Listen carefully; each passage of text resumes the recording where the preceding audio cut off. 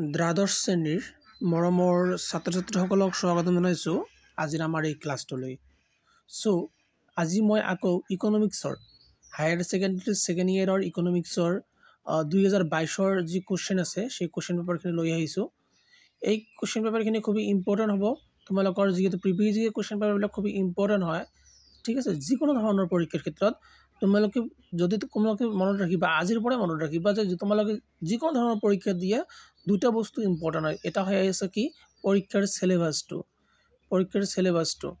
Okay. আৰু এটা important হয় কি প্ৰিভিয়াছ ইয়েৰ কুৱেশ্যন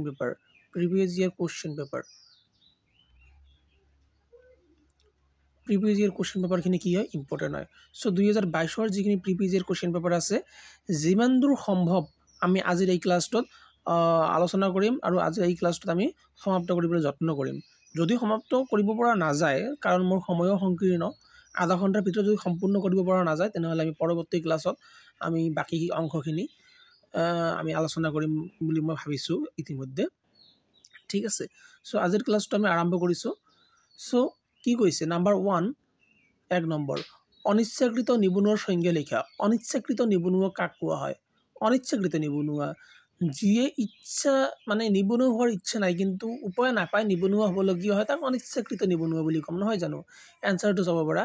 যে অনিচ্ছাকৃত নিবনুৱা হ'ল এনে এটা অৱস্থা হয় য'ত যেতিয়া প্ৰচলিত মজুৰিত যিটো মজুৰি বৰ্তমান সময়ত প্ৰচলিত হৈ আছে, মানি লোৱা যে এজন ব্যক্তি আছে, এই ব্যক্তিজনে মানি লোৱা যে 100 টকাকৈ মজুৰি চলি আছে, বৰ্তমান সময়ত 100 টকাকৈ হাজিৰা চলি আছে, মজুৰি বুজি নোপোৱা, হাজিৰা চলি আছে। এই 100 টকাৰ হাজিৰা তেওঁ কাম কৰিবলৈ প্ৰস্তুত নহয়, কাৰণ 100 টকাটো তাৰ কাৰণে কি হয় বহুত কম হৈ যায়, সেইকাৰণে তেওঁ প্ৰস্তুত নহয় তেনে অৱস্থাত কাম কৰিবলৈ। চ' এনে এক অৱস্থা য'ত প্ৰচলিত মজুৰিত এজন লোকে কাম কৰিবলৈ ইচ্ছুক আৰু ইচ্ছুকো হয় সক্ষমো হয়। মানি লোৱা যে এজন ব্যক্তি আছে, এই ব্যক্তিজনে 100 টকাটো তেওঁ কাম কৰিব আৰু কাম কৰাৰ কাৰণে তেওঁ ইচ্ছাও আছে,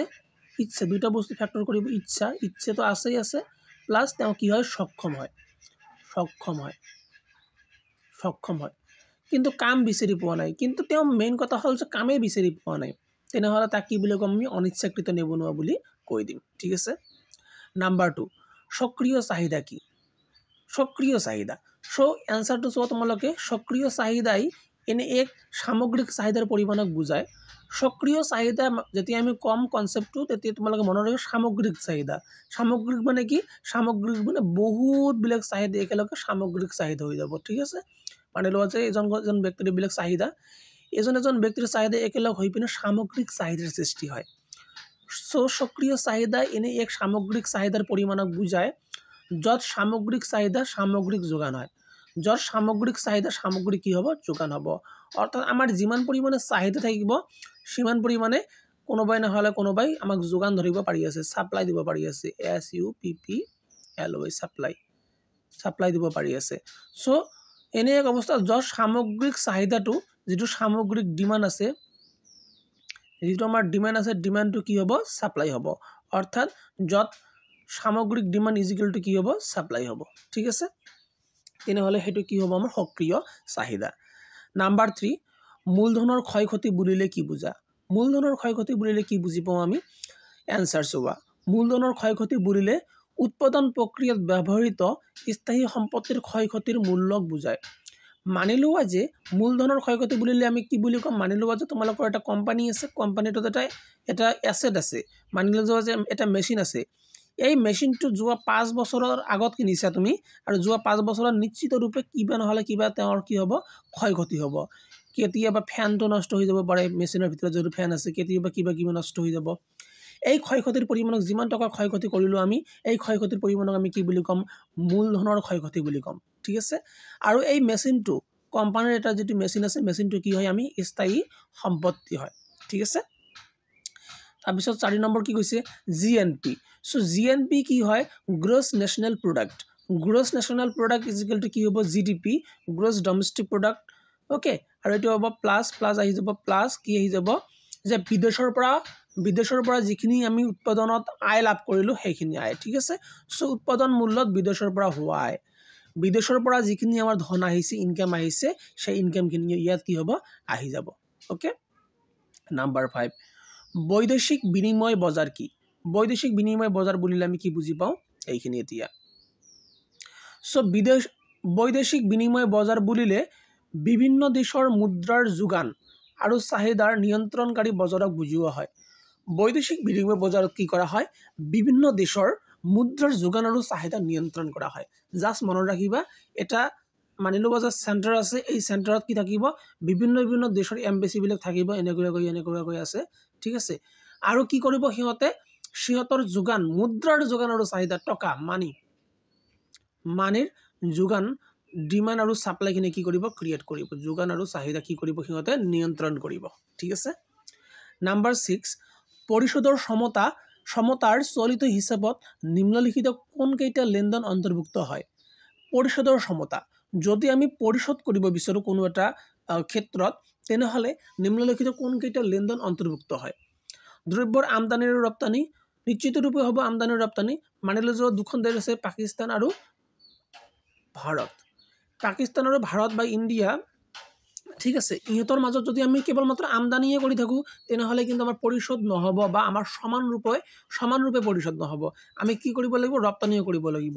যদি আমি 100 টকাৰ বস্তু কিনিছো পাকিস্তানৰ পৰা তেনেহলে 100 টকাৰ বস্তু আমি কি কৰিব লাগিব পঠিয়াও দিব লাগিব তেতিয়াহে আমাৰ সমতা সৃষ্টি হ'ব ঠিক আছে এটোতো হবই সেৱাৰ আমদানি আৰু ৰপ্তানি এতিয়া কৈছে ইয়াত কৈছে দ্ৰব্যৰ ইয়াত কৈছে সেৱা দ্ৰব্য মানে কি দ্ৰব্য মানে হল গুডস যিকোনো প্ৰডাক্ট হ'ব পাৰে আৰু সেৱা মানে কি সাৰ্ভিস আলটিমেটলি একই কথাই কৈ আছে দ্ৰব্যই হওক সাৰ্ভিসে হওক ঠিক আছে গুডসে হওক বা সাৰ্ভিসে হওক দুয়োটা কি কৰিব লাগিব সমান প্ৰকৃতিৰ হ'ব লাগিব গতিকে এইটো এটা হয় তাৰপিছত কি কৈছে একপক্ষীয় হস্তান্তৰ যদি আমি একপক্ষীয় হস্তান্তৰ কৰো মানি লোৱা যে আমাৰ ইয়া ভাৰত আছে আমাৰ ভাৰতে ওকে অস্ট্ৰেলিয়াক কিবা এটা হস্তান্তৰ কৰিছে কিবা এটা বস্তু দিয়ে দিছে একবাৰে দি দিছে একপক্ষীয় হস্তান্তৰ কৰিছে মানি লোৱা যে 100 টকাৰ কিবা এটা বস্তু দি দিছে তেনেহলে সমতা ৰক্ষা কৰাৰ কাৰণে কিন্তু এইটোও আমাৰ কি হ'ব ইম্পৰ্টেন্ট হৈ যাব গতিকে আমি ক'ব পাৰো যে ওপৰৰ সকলোবোৰ উত্তৰ কি হ'ব আমাৰ শুদ্ধ হ'ব so option number D okay after that কি কৈছে বজাৰ দৰত জিডিপি আৰু উপাদান ব্যয়ত জিডিপিৰ মাজত পাৰ্থক্য লিখা সো মই তোমালোকক ইয়াতে জনাই দিব বিচাৰিছো যে মই কিন্তু এই ইকোনমিক্সৰ ক্লাছৰ একটা সেপাৰেট প্লেলিষ্ট অলৰেডি বনাই থোৱা আছে তোমালোকে যদি চোৱা নাই চাব পাৰা এইবিলাক প্ৰশ্ন উত্তৰ মই তাতে অলৰেডি ডিসকাশন কৰিছো ঠিক আছে সো বজাৰ দৰত জিডিপি আৰু উপাদান ব্যয়ত জিডিপিৰ মাজত পাৰ্থক্য লিখিব কৈছে ক নম্বৰটো চাম আমি বজাৰ দৰত জিডিপি বুলিলে এক নিৰ্ধাৰিত সময়ত মনত ৰাখিবা নিৰ্ধাৰিত সময়ত এটো কিন্তু লিখিব লাগিব এক নিৰ্ধাৰিত সময়ত এখন দেশৰ ঘৰুৱাভাৱে উৎপাদিত দ্ৰব্য আৰু সেৱাৰ বজাৰ মূল্যক বুজোৱা হয় মনত ৰাখিবা বজাৰ মূল্যক বুজাব এটা নিৰ্দিষ্ট সময়ত এটাৰ সময় আছে টাইম লিমিট থাকিব টাইম ঠিক আছে নিৰ্দিষ্ট সময়ত টাইম লিমিট থাকিব এখন দেশৰ ভিতৰত উইদিন এ কান্ট্ৰি এখন দেশৰ ভিতৰত উৎপাদিত দ্ৰব্য আৰু সেৱা যিবিলাক আমি গুডস প্ৰডিউস কৰিছো বা আমি সাৰ্ভিস প্ৰডিউস কৰিছো তাৰ যিখিনি মাৰ্কেট প্ৰাইস বজাৰ মূল্য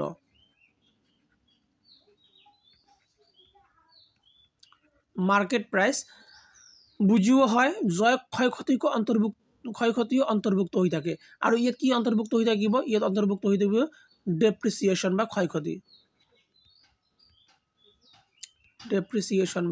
ক্ষয়ক্ষতি ঠিক আছে আনহাতে লগতে কি কৈছে উপাদান ব্যয়ত জিডিপি বুলিলে যেতিয়া আমি উপাদানৰ কথা কম উৎপাদনৰ উপাদান কিমানটা হয় ভূমি শ্ৰম মূলধন সংগঠন ঠিক আছে ভূমি মানে কি ল্যান্ড শ্রম মানে কি লেবার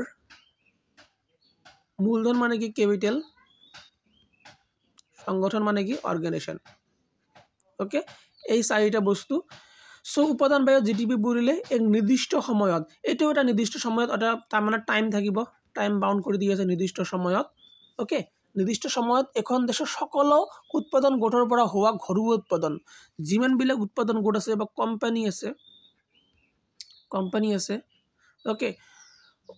গোটৰ পৰা হোৱা ঘৰুৱা উৎপাদনক বুজোৱা হয় তাতে যিখিনি ঘৰুৱা উৎপাদন হৈছে এখন দেশৰ ভিতৰত যিখিনি উৎপাদন হৈছে কোম্পানী যিবিলাক উৎপাদন হৈছে ঘৰুৱা উৎপাদনক বুজোৱা হয় য'ত পৰোক্ষ কৰক বাদ দিয়া হয় ইয়াত কি বাদ দিয়া হয় পৰোক্ষ কৰ যাক আমি কি বুলি কওঁ ইনডাইৰেক্ট এক্সপেন্সেছ বুলি কওঁ ঠিক আছে বাদ দিয়া হয় আৰু ৰাজ সাহায্য যোগ কৰা হয় লগতে যিখিনি চৰকাৰৰ পৰা ৰাজহ সাহায্য পাব যিখিনি সাবসিডি পাব ইয়ে কি কৰা হ'ব প্লাস কৰা হ'ব ঠিক আছে গতিকে এইখিনি আমি বুজিলো গতিকে মই আৰু এবাৰ বুজাই দিবলৈ তোমালোকক যত্ন কৰিম তোমালোকে আই হোপ বুজিব যত্ন কৰিবা যে বজাৰ দৰত জিডিপি কি হ'ব টাইম বাউন্ড থাকিব গতিকে এটা নিৰ্দিষ্ট সময়ৰ ভিতৰত এখন দেশৰ ভিতৰত যিখিনি বস্তু আৰু সেৱা প্ৰডিউস কৰা হয় তাৰ বজাৰ মূল্য আৰু লগতে এড কৰা হ'ব কি ডেপ্ৰিচিয়েশ্যন বা ক্ষয়ক্ষতিৰ পৰিমাণ এয়া হ'ব আমাৰ কি বজাৰ দৰত জিডিপি লগতে উপাদান ব্যয় জিডিপি কি হ'ব উৎপাদনৰ উপাদান যিবিলাক আছে ভূমিশ্ৰম মূলধন আৰু সংগঠন এই সববিলাক বস্তুকে এটা নিৰ্দিষ্ট সময়ৰ ভিতৰত এটা কোম্পানীয়ে তাৰ ঘৰুৱা উৎপাদনৰ ক্ষেত্ৰত উৎপাদনৰ পৰিমাণে বুজোৱা হয় য'ত পৰোক্ষ কৰক কি কৰা হয় মাইনাস কৰা হয় অন্তৰ্ভুক্ত কৰা নহয় আৰু চৰকাৰৰ পৰা লাভ কৰা সাবসিডি বা ৰাজহ সাহায্য কি কৰা হয় অন্তৰ্ভুক্ত কৰা হয় বা প্লাস কৰি দিয়া হয় ওকে বুজি পাইছো আফটাৰ দ্যাট খ নম্বৰ সূত্ৰ অনুসৰি কি হ'ব তেনেহলে বজাৰ দৰত জিডিপি ইজিক্যাল টু কি হ'ব GVA at basic price GVA basic price হ'ব প্লাস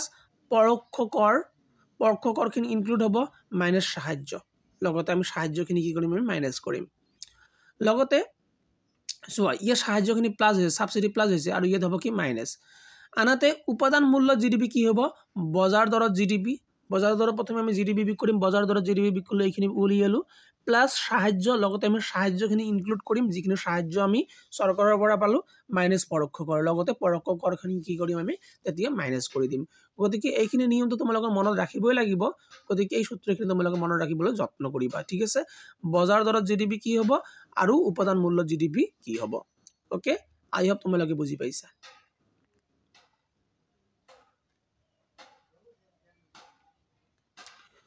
অথবা দিয়া আছে ইয়াত অথবা দি পিনে ইয়াত তোমালোকে চোৱা যে কি দিয়া আছে মধ্যৱৰ্তী দ্ৰব্য আৰু মূলধনী দ্ৰব্যৰ এটা সদৃশ্য আৰু এটা পাৰ্থক্য লিখা সো মধ্যৱৰ্তী দ্ৰব্য কাক কোৱা হয় আৰু মূলধনী দ্ৰব্য কাক কোৱা হয় তাৰে এটা কৈ মাত্ৰ পাৰ্থক্য লিখিব গৈছে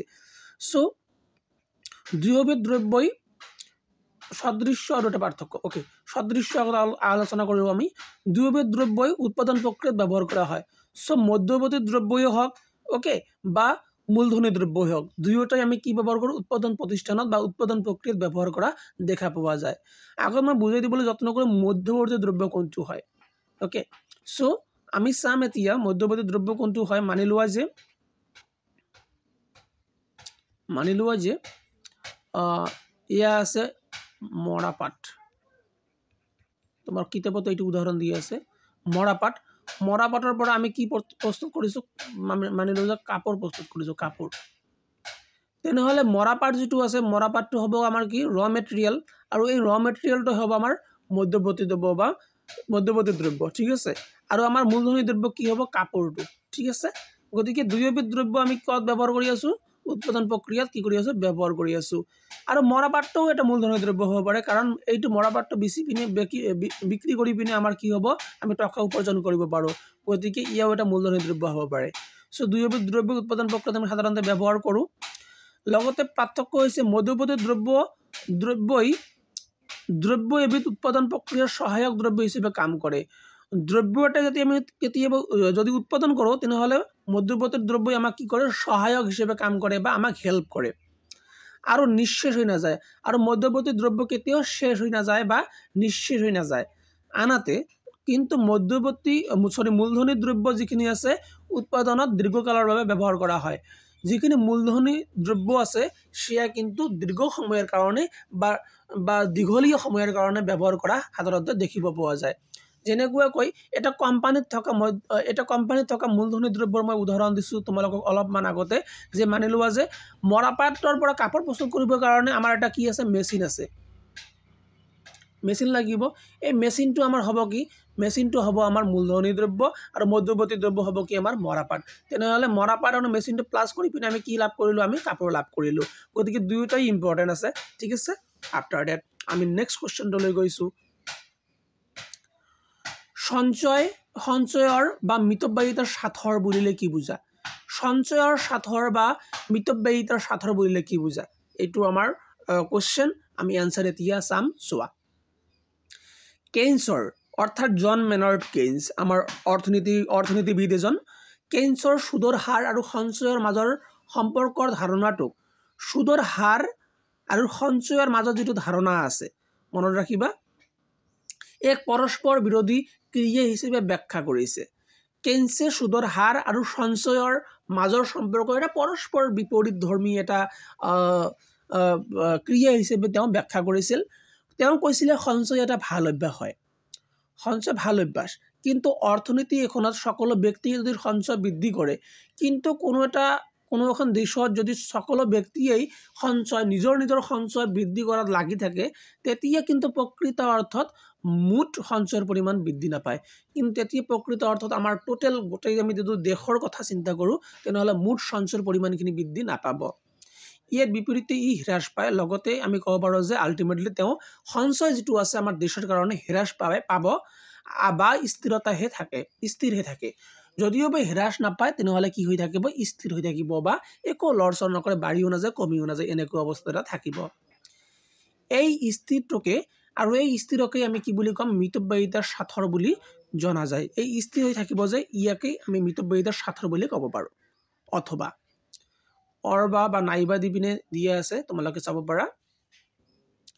সামগ্রিক যোগান কি বুঝাই লিখা সামগ্রিক যোগান মানে মই কলো সামগ্রিক যোগান মানে হল যে কি যে সববিলাক ব্যক্তি যদি একেলগে যোগান ধৰিব তেতিয়া আমাৰ কি হম আমাৰ সামগ্ৰিক যোগান হৈ যাব মানিলো যে এটা অৰ্থনীতিত বহুত ব্যক্তি আছে এই সকলোৱে কি কৰি আছে সাপ্লাই দি আছে যোগান ধৰি আছে ঠিক আছে সাপ্লাই দি আছে সো সামগ্ৰিক যোগান বুলিলে এক নিৰ্ধাৰিত দামত এটা দাম নিৰ্ধাৰিত কৰা থাকিব আৰু নিৰ্ধাৰিত দামত আৰু সময়ত আৰু এটা নিৰ্দিষ্ট সময়তো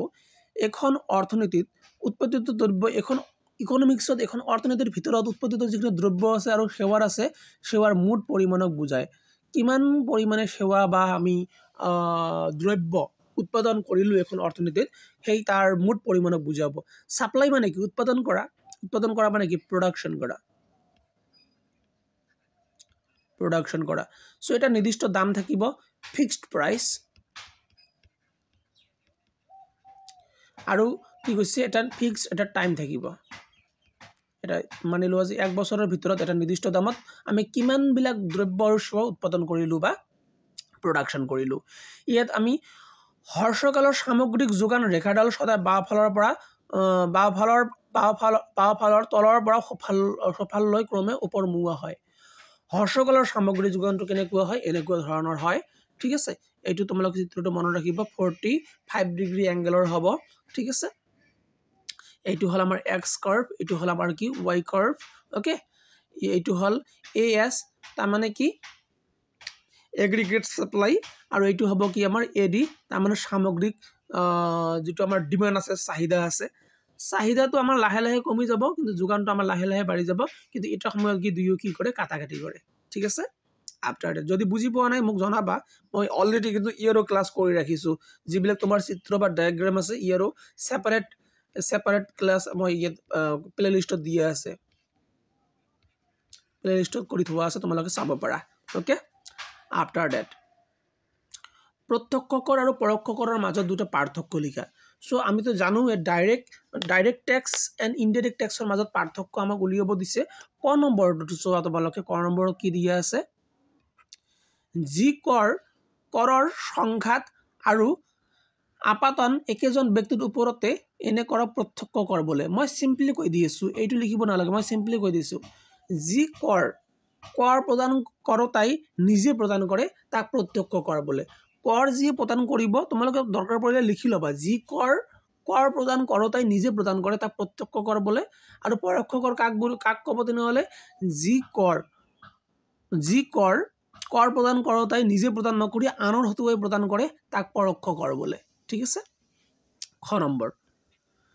কৰৰ প্ৰত্যক্ষ কৰৰ বোজা আনলৈ ঠেলিব নোৱাৰি যিখিনি আমাৰ ডাইৰেক্ট ট্যাক্স আছে সেইখিনিৰ বোজা আমি নিজে সেইখিনি টেক্স প্ৰদান কৰিব লাগিব। আমি কাৰো গাত লৈ আমাৰ কৰটো কাকো দিবলৈ আমি বাধ্য কৰিব নোৱাৰোঁ বা আমাৰ কৰ কোনেও নিদিয়ে। কিন্তু পৰোক্ষ কৰৰ বোজা আনলৈ ঠেলি দিব পাৰি, কিন্তু পৰোক্ষ কৰ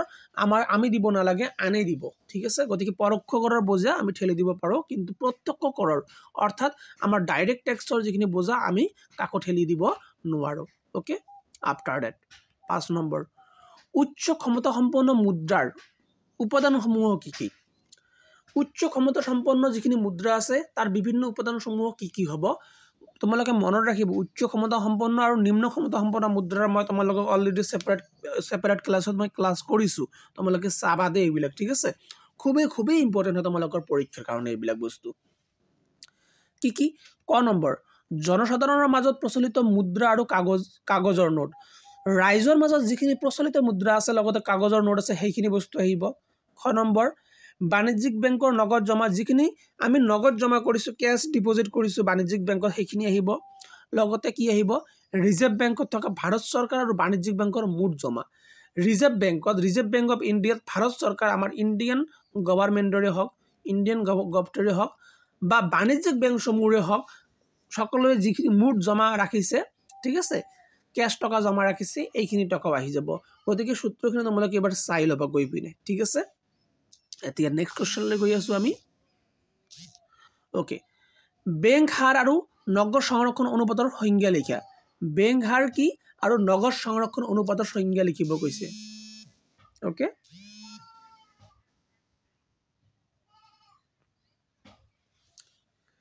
চ' বেংক হাৰ, যি সুদৰ হাৰত বাণিজ্যিক বেংকবিলাকে কেন্দ্ৰীয় বেংকৰ পৰা ঋণ সংগ্ৰহ কৰে সেই সুদৰ হাৰক বেংক হাৰ বোলে। মনত ৰাখিবা, যি সুদৰ হাৰত বাণিজ্যিক বেংকবিলাকে কেন্দ্ৰীয় বেংকৰ পৰা ঋণ সংগ্ৰহ কৰে, অৰ্থাৎ আমাৰ কেন্দ্ৰীয় বেংকৰ নাম কি? RBI, reserve bank of India. RBIৰ পৰা মানি লোৱা যে SBI বাণিজ্যিক বেংক, SBI যি সুদৰ হাৰত মানি লোৱা যে 3% সুদৰ হাৰত তেওঁ ঋণ গ্ৰহণ কৰিছে বা লোন লৈছে, তেনেহ'লে এই 3% কি হ'ব? আমাৰ বেংক হাৰ হ'ব। ঠিক আছে, আই হোপ তোমালোকে বুজিব যত্ন কৰিছা। নগদ সংৰক্ষণ অনুপাত কি? এখন দেশৰ বেংকসমূহে সংগৃহীত ধনৰ পৰা কেন্দ্ৰীয় বেংকত জমা ৰাখিব লগা নগদ ধনৰ পৰিমাণৰ অনুপাতক নগদ সংৰক্ষণ অনুপাত বুলি কোৱা হয়। যেতিয়া কোনো এটা বেংকে, মানি লোৱা যে এটা বেংক আছে SBI বেংকে যেতিয়া তেওঁ বেংকটো অপেন কৰিব, তাৰ কাৰণে তেওঁ আমাৰ RBIৰ ওচৰত গৈ পিনে এটা টকা কি কৰিব লাগিব? জমা ৰাখিব লাগিব। যিখিনি টকা তেওঁ জমা ৰাখিব, যি অনুপাতত জমা ৰাখিব, সেই মানি লোৱা যে 4% অনুপাতত জমা ৰাখিছে, অৰ্থাৎ তেওঁৰ হাতত যদি 100 টকা দি পিনে যদি বেংক আৰম্ভ কৰিব বিচাৰি আছে, তেনেহ'লে তাৰ পৰা 4% তেওঁ কি কৰিব লাগিব? RBIত থ'ব লাগিব, RBIত জমা দিব লাগিব। এইটো কি হ'ব? তেনেহ'লে নগদ সংৰক্ষণ অনুপাত হৈ যাব। ঠিক আছে, অ'কে। 6 নম্বৰটো এতিয়া, পৰিশোধৰ ক্ষমতা আৰু বাণিজ্যৰ ক্ষমতাৰ মাজত দুটা পাৰ্থক্য লিখা। পৰিশোধৰ ক্ষমতা কি আৰু বাণিজ্যৰ ক্ষমতা কি, এই দুটাৰ মাজত পাৰ্থক্য আমাক এতিয়া লিখিব কৈছে। চোৱা তেনেহ'লে ক নম্বৰটো, পৰিশোধৰ ক্ষমতা বুলিলে এখন দেশে আন এখন দেশৰ লগত কৰা দ্ৰব্য, সামগ্ৰী, সেৱা আৰু পৰিসম্পত্তিসমূহৰ লিপিবদ্ধ লেনদেনক বুজায়। যেতিয়া পৰিশোধৰ কথা ক'ব, পৰিশোধৰ ক্ষমতাৰ কথা ক'ব, তেতিয়া মনত ৰাখিব যে এখন দেশে আন এখন দেশৰ লগত কৰা দ্ৰব্য, যিকোনো দ্ৰব্য হ'ব পাৰে, যিকোনো সামগ্ৰী হ'ব পাৰে, সেৱা হ'ব পাৰে, সম্পত্তি হ'ব পাৰে, তাৰ লেনদেনসমূহ লিপিবদ্ধ লেনদেনক বুজাব। যিখিনি লিপিবদ্ধ কৰা আছে, অৰ্থাৎ ৰাইটিং ফৰ্মত আছে, WRITTING, যিখিনি ৰাইটিং ফৰ্মত আছে, লিখিত আছে, এইখিনি বুজাব। ঠিক আছে, ইয়াত আমাৰ পৰিশোধৰ ক্ষমতাত কিন্তু লিপিবদ্ধ কৰাখিনি আহিব। আনহাতে কিন্তু দুখন দেশৰ মাজত হোৱা আমদানি আৰু ৰপ্তানিৰ বিবৃতিক বাণিজ্যৰ ক্ষমতা বোলে। কিন্তু যেতিয়া আমাৰ এখন দেশৰ মাজত আৰু এখন দেশৰ A আৰু B দুখন দেশ, এই দুখন মাজৰ যিখিনি বাণিজ্য হৈছে, লেনদেন হৈছে, লেনদেনৰ আমি ভালদৰে চোৱা চিতা কৰিম, বিবৃতি কৰিম বাণিজ্যখিনি, তেতিয়া কিন্তু আমাৰ সেইখিনি ৰাইটিং থাকিবও পাৰে, লিখিত হ'ব পাৰে, বা ৰাইটিং নাথাকিবও পাৰে, নন ৰাইটিঙো হ'ব পাৰে। ঠিক আছে, লিখিত হ'ব পাৰে, নন ৰাইটিঙো হ'ব পাৰে, তেনেহ'লে সেইখিনি বস্তু ক'ত আহি যাব? আমাৰ বাণিজ্যিক ক্ষমতাৰ ভিতৰত আহি যাব। ঠিক আছে, 6 নম্বৰটো, পৰিশোধৰ ক্ষমতাৰ হিচাপত দৃশ্যমান আৰু অদৃশ্যমান দুয়োবিধ সামগ্ৰীক লিপিবদ্ধ কৰা হয়। তেনেহ'লে পৰিশোধৰ ক্ষমতাৰ ক্ষেত্ৰত আমাৰ দুয়োবিধ সামগ্ৰীকে আহিব, দৃশ্যমানো আহিব, অদৃশ্যমান আহিব কিন্তু বাণিজ্যিক সমতাৰ ক্ষেত্ৰত কেৱল দৃশ্যমান সামগ্ৰীকে ধৰা হয় দৃশ্যমান মানে কি যিবিলাক আমি চকুৰে মনিব পাৰোঁ বা দেখিব পাৰোঁ কিন্তু পৰিষদৰ সমতাত সেইটো কথা নহয় পৰিষদৰ সমতাত কি আহি যাব তুমি দেখিব পাৰা বা নোৱাৰা সেয়া দ্ৰব্য সামগ্ৰী সেৱা যিকোনো হ'ব পাৰে কিন্তু বাণিজ্যৰ ক্ষেত্ৰত এনেকুৱা নহয় বাণিজ্যৰ ক্ষেত্ৰত কি আহিব তেনেহ'লে কেৱল মাত্ৰ দৃশ্যমান বা যিখিনি আমি দেখিব পাৰি আছোঁ সেইখিনি বস্তুহে আহিব ওকে আই হোপ তোমালোকে বুজিব যত্ন কৰি আছা যদি তোমালোকে এতিয়ালৈ ছাবস্ক্ৰাইব কৰি দিয়া নাই আমাৰ চেনেলটো তোমালোকে ছাবস্ক্ৰাইব কৰিবা এনেকুৱা ধৰণৰ যিবিলাক ক্লাছ আছে ক্লাছবিলাক মই লৈ আহোঁ যিবিলাক তোমালোকৰ কাৰণে খুবেই ইম্পৰ্টেণ্ট হয় খুবেই গুৰুত্বপূৰ্ণ হয় লগতে শ্বেয়াৰো কৰি দিবা তোমাৰ বন্ধুবৰ্গৰ লগত যদি তোমালোকৰ নিজৰ বন্ধুবৰ্গ বৰ ভাল পোৱা আৰু ঠিক আছে 7 নম্বৰ স্থিৰ বিনিময় হাৰ আৰু পৰিৱৰ্তনশীল বিনিময় হাৰৰ ধাৰণা দুটা চমুকৈ লিখা স্থিৰ বিনিময় হাৰৰ কথা কৈছে আৰু পৰিৱৰ্তনশীল বিনিময় হাৰৰ ধাৰণাৰ কথা লিখিব কৈছে এইটো কোৱেশ্চন কৰি পিনে আমি আজি বিদায় ল'ম কাৰণ মোৰ সময় সংকীৰ্ণ আধা ঘণ্টামান হৈয়ে গ'ল ঠিক আছে স্থিৰ বিনিময় হাৰ স্থিৰ বিনিময় হাৰ ব্যৱস্থাত এখন দেশৰ মুদ্ৰা কৰ্তৃপক্ষ বা কেন্দ্ৰীয় বেংকে আন এখন দেশৰ মুদ্ৰাৰ সৈতে বিনিময়ৰ হাৰ স্থিৰ কৰে স্থিৰ বিনিময় হাৰত কি কৰে এখন দেশৰ মুদ্ৰা কৰ্তৃপক্ষ মানি লোৱা যে এখন দেশৰ মুদ্ৰা কৰ্তৃপক্ষৰ নাম হ'ল যে আমাৰ RBI আমাৰ ভাৰতৰ RBI বা কেন্দ্ৰীয় বেংক বা আমাৰ এইটো কেন্দ্ৰীয় বেংক বুলিও ক'ব RBI টো আমাৰ কেন্দ্ৰীয় বেংক হয় আন এখন দেশৰ মুদ্ৰাৰ সৈতে বিনিময় হাৰ স্থিৰ কৰে RBI কি কৰি আছে আমাৰ মুদ্ৰাক নিয়ন্ত্ৰণ কৰি আছে আন এখন দেশৰ মুদ্ৰাৰ লগত আমাৰ টকাক নিয়ন্ত্ৰিত কৰি আছে হে হ'ব আমাৰ কি স্থিৰ বিনিময় হাৰ আৰু পৰিৱৰ্তনশীল বিনিময় হাৰ কোনটো হ'ব পৰিৱৰ্তনশীল বিনিময় ব্যৱস্থা হ'ল এনে এক বিনিময় পদ্ধতি য'ত মুদ্ৰাৰ বিনিময় হাৰ যোগান আৰু চাহিদাৰ পাৰস্পৰিক ক্ৰিয়া নিৰ্ধাৰণ কৰে